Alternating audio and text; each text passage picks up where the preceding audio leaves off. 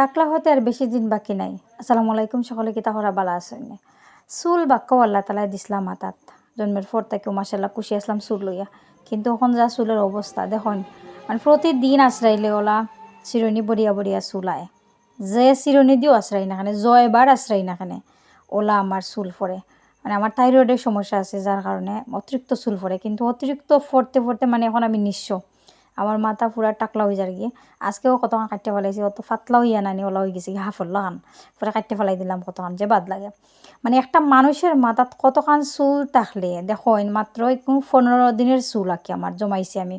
ওই তখন প্রতিদিন যতক্ষণ করি আলাদা আলাদা ফরে নানি, ওই তখন আমি গুল্লা বান্ধি বান্ধি রাখিছি। ওলা রোজ আমার মানে 2বার 3বার জয়বার আশ্রাইমু, আর অটোমেটিক তো ফরাত আসো। মানে আমার মাথা পুরা খালি, আল্লাহ তালা মানে সব নিরাগি আমার মাথার চুল। এখন খালি তালুখান আছে আর কি, বাকি 2-1টা যা আছে। মানে অত কষ্ট লাগে বাবরা কিবা চুলের ভিডিও দিলাম, আসলে এটা নাই। আমি স্মৃতি রাখলাম যে আমার যে মাথা খালি হইল।